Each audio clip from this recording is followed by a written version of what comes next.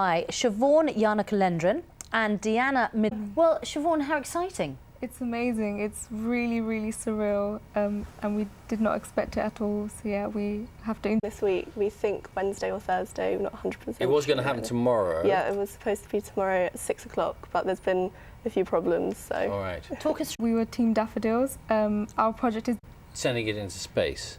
if we sent it in, we would, to find. Deanna, your experiment is about how antibiotics work. Yeah. For the students involved in sending these two things off, many of them, in the space project, so to speak, because we're looking for tens of thousands more people to get involved in the British space industry. Well, that's right. The astronauts on the International Space Station think when they're sent these kind of investigations by school children, I mean, obviously mature school students from the UK, what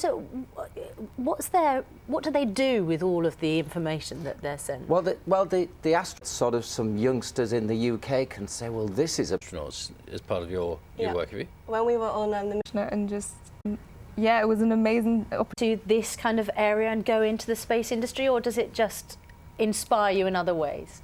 yeah, I think it. Sure. Oh, I think very much. And good luck on Wednesday, Thank you. hopefully when it all happens. And Chris, thanks very much indeed as well. Thank you. Well, we have more on this later this week. On Thursday, we'll be at the Jodrell Bank Discovery Centre with astronaut Chris Hadfield, and here in the studio, a Mars rover. Buggy. Fantastic. Yeah.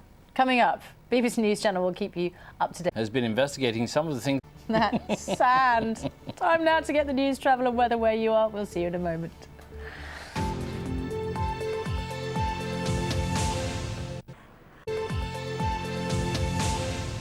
Good morning, you're watching Breakfast with Bill Turnbull and Susanna Reid. Our main news this morning is Around 50 people who've... Government is waiting for all the policing. for many of Savills victims. He told us this morning that unless a single inquiry is embraced, an opportunity to prevent such a case happening again could be missed. Coastal flooding is expected this morning as strong winds continue to batter some parts of the UK. The Environment Agency has issued more than 100 flood warnings. The west coast of England and Wales, southwest Scotland and the eastern coast of Northern Ireland are particularly at risk. Parts of the US are braced for potentially record-breaking low temperatures. A winter storm has already blanketed areas of Canada and the northeastern US with up to 2 feet of snow. It's minus... Chancellor George Osborne is to warn voters that this will be a year of hard truths with an extra £25 billion worth of spending cuts. Trouble lasting 5 hours at a prison near Wolverhampton last night has been resolved, according to the security firm G4S. The firm which... Criminal courts are expected to come to a standstill this morning as barristers and solicitors hold a half day of action across England and Wales. Their drive to encourage more people to volunteer to become school governors has begun in England, a government-backed charity which... takes you right up to 8:33 with all of your main news this morning. Here's what's coming up later on Breakfast. Now, though, time for the sport, and, well, Mr Moyes might be fancying a bit of a holiday. He needs a winter break, doesn't he? I know. A disaster. United in the FA Cup yesterday, and didn't David Moyes look particularly stressed at the end of that game? No surprise. Week away. Do you know what her injury was Difficult this time. time? I think it was a wrist injury, a flare-up of a wrist injury. Not great for her. No, not at all. All right. Sally, thanks very much.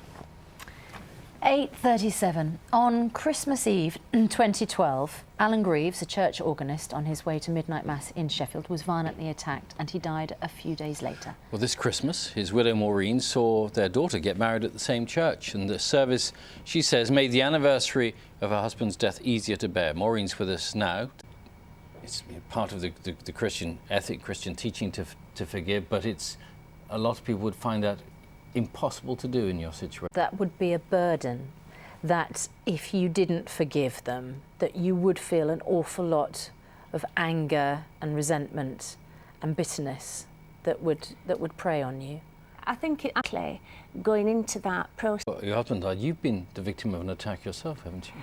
I was on the. Very matter of fact, but it must have been A, very frightening, but It B, was brought a lot of that horror It was back for you. frightening that You know, you're full of forgiveness for the people who committed the terrible crime against your husband. What about when you yourself were attacked? Did you find it within yourself to forgive again?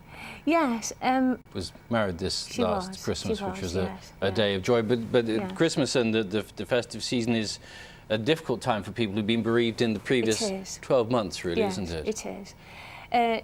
Our eldest daughter. Has a special It significance. does. doesn't it? Yes, she asked. Maureen, we really appreciate you coming in to talk to us. That's all right. about Alan and about your process of forgiveness. Thank you very much indeed. Thank Maureen you. Greaves. Thank you.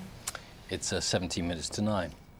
Whether it be cramped carriages on the daily commute or weekend engineering works, train travel isn't always everybody's favourite method of transport, but Michael Portillo is certainly someone who makes the most of his journeys. He uses his trusty Bradshaw guides to make 95 episodes, 95, of Great British Railway journeys. He's back for a new series travelling along more of Britain's train lines. We'll speak to Michael in a moment. First, here he is delving into the history of Manchester's city centre.